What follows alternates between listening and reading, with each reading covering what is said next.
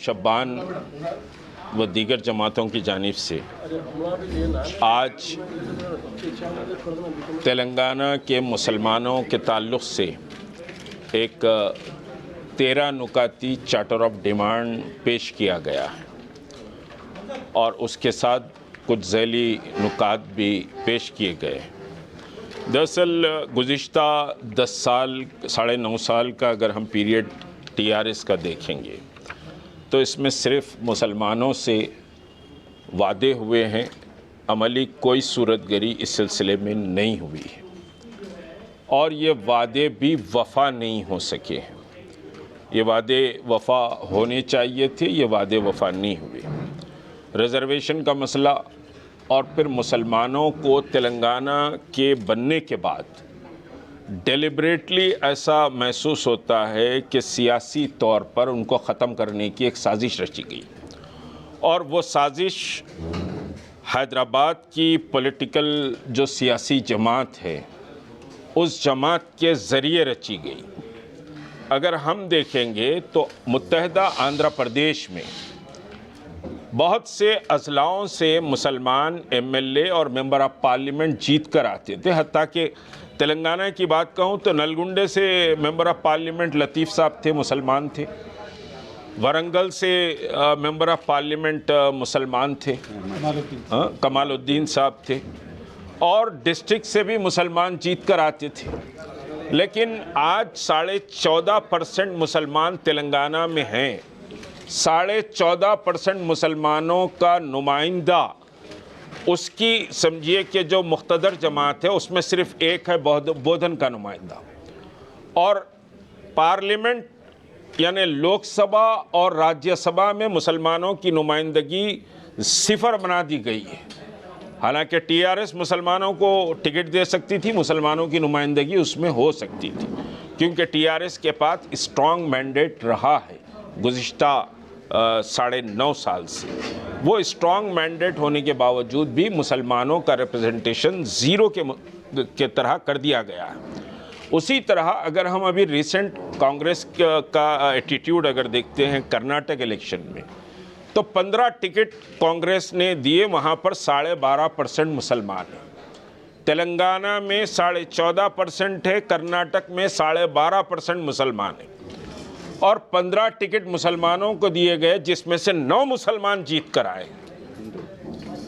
कांग्रेस के टिकट पर 9 मुसलमान जीत कर आए हैं। तो यहाँ पर चाहे कांग्रेस हो या टीआरएस हो, मुसलमानों को गुज़िश्ता 9.5 साल से सियासी तौर पर यतीम बनाने की कोशिश की गई, जिसका नतीजा ये है कि आज कौंसिल में सिर्फ एक मुसलमान है और असेंबली में सिर्फ एक बोधन का इलेक्टेड मुसलमान शकील है।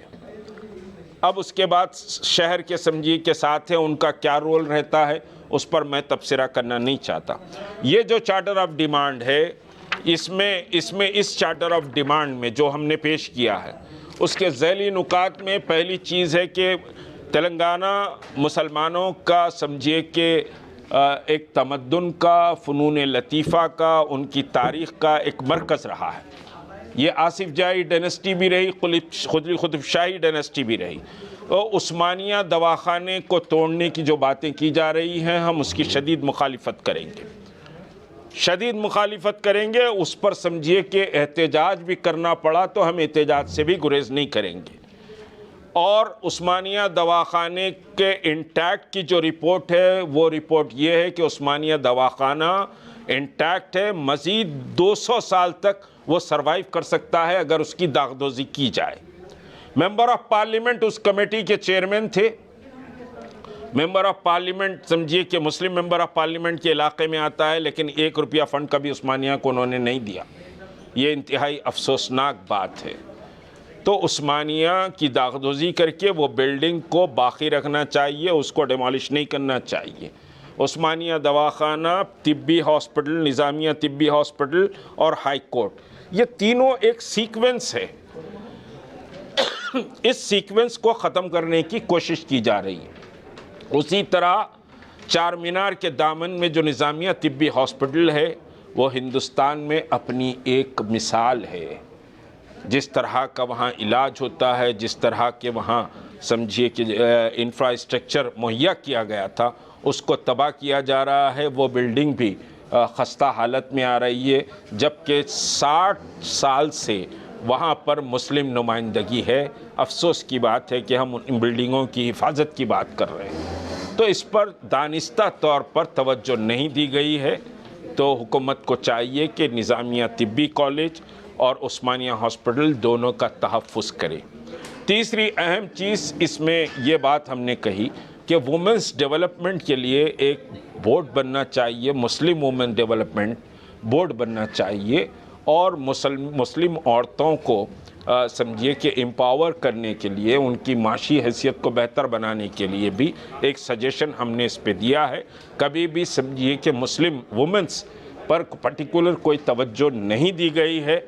और फिर उसके साथ स्किल्ड मुस्लिम नौजवान आज चौरस्तों की जीनत बना हुआ है और उसको बनाकर बिठाया जा रहा है। हैदराबाद समझिए नशे का एक बुरा अड्डा बन चुका है।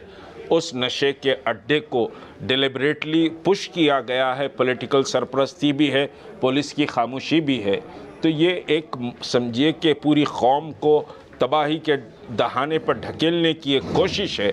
इन चीज़ों पर भी फौरी तवज्जो देने की ज़रूरत है। दूसरी बात यह है कि जो हुकूमत है, मैंने इजलास के अख्तिताम पर एक बात कही है कि जो हुकूमत है वो हुकूमत ने मुसलमानों का एतमाद खो दिया है। उस हुकूमत को बाकी नहीं रखना चाहिए।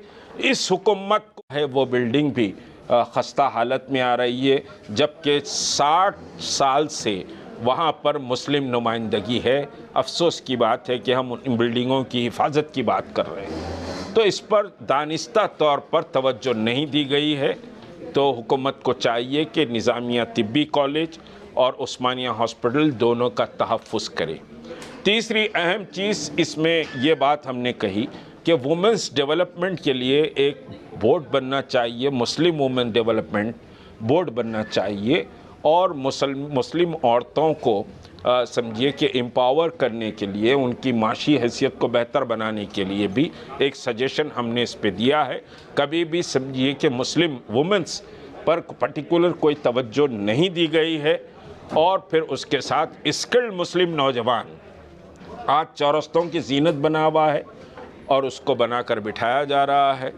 हैदराबाद समझिए नशे का एक बुरा अड्डा बन चुका है। उस नशे के अड्डे को डिलिबरेटली पुश किया गया है, पॉलिटिकल सरपरस्ती भी है, पुलिस की खामोशी भी है। तो ये एक समझिए कि पूरी कौम को तबाही के दहाने पर ढकेलने की एक कोशिश है। इन चीज़ों पर भी फौरी तवज्जो देने की ज़रूरत है। दूसरी बात यह है कि जो हुकूमत है, मैंने इजलास के अख्तिताम पर एक बात कही है कि जो हुकूमत है वो हुकूमत ने मुसलमानों का एतमाद खो दिया है। उस हुकूमत को बाकी नहीं रखना चाहिए। इस हुकूमत को उखाड़ कर फेंकने की जितनी भी जिद्दोजहद और कोशिश हो सकती है, हम आखिरी हद तक वो कोशिश करेंगे। यह हुकूमत तब्दील होनी चाहिए, इस वजह से कि इस हुकूमत पर मुसलमानों का एतमाद नहीं रहा। मजलिस इत्तेहादुल मुस्लिमीन को एतमाद होगा, लेकिन हमको इस हुकूमत पर एतमाद नहीं है। ना इस हुकूमत ने रिजर्वेशन दिया, ना इस हुकूमत ने मुसलमानों की माशी बदहाली को ख़त्म करने का कोई इक़दाम किया, ना इस हुकूमत ने मुसलमानों के ताल्लुक़ से कोई ख़ास समझिए कि ऐलानात या फिर इम्प्लीमेंटेशन किया, बल्कि जहां मुसलमान हुआ करता था उसका टर्म ख़त्म होने के बाद फिर मुसलमान को इंडक्ट भी नहीं किया। कोई वाइस चांसलर मुसलमान नहीं है, कोई समझिए कि पब्लिक सर्विस कमीशन में मुस्लिम नुमाइंदा नहीं है, जबकि public service commission, vice chancellor, ये ऐसे समझिए इदारे हैं जहां मुस्लिम नुमाइंदगी का ख़ास ख्याल रखा जाता था। उखाड़ कर फेंक दिया गया। बीसी कमीशन में मुसलमान नहीं है। मुस्लिम इदारों को डिलिबरेटली बर्बाद कर दिया गया। उर्दू एकेडमी पे नॉन उर्दू समझिए कि एक शख्स को लाकर चेयरमैन बना दिया गया, तो ये जो सारी चीज़ें हैं, इस वजह से ये हुकूमत को बाकी रहने का कोई इख्तियार नहीं है। ये हुकूमत को उखाड़ कर फेंक देने की हम रियासत के अवाम से अपील करते हैं। ये जॉइंट एक्शन कमेटी तहरीक मुस्लिम शब्बान जॉइंट एफर्ट इस सिलसिले में करेगी। सारे अजलाओं का हम विज़िट करेंगे। मुत्तहदा मुस्लिम वोट को मुतासिर करने की कोशिश की जा रही है। मुसलमानों के वोट को डिस्टर्ब करके फोड़ कर डिस्टर्ब करने की कोशिश की जा रही है, लेकिन हमारी कोशिश ये रहेगी कि मुसलमानों का वोट मुत्तहदा रहे, मुत्तहदा मुस्लिम वोट समझे कि कास्ट हो, ताकि नतायज बेहतर आएँ और हम उसी पार्टी की तायद करेंगे जो पार्टी ये चार्टर ऑफ डिमांड को तस्लीम करेगी। उसी पार्टी की हम हिमायत करेंगे। इसको हम टीआरएस के पास भी भिजा रहे हैं, हम इसको कांग्रेस के पास भी भिजा रहे हैं, कांग्रेस की आला क़यादत दिल्ली को भी भिजाएंगे, रियासत में भी भिजाएंगे। तो उसके बाद समझिए कि हम किसकी तायद फुल फ्लेज की जाएगी वो इसका ऐलान करेंगे। लेकिन ये तय है कि हम टीआरएस को उखाड़ कर फेंकने का ऐलान करते हैं। शुक्रिया।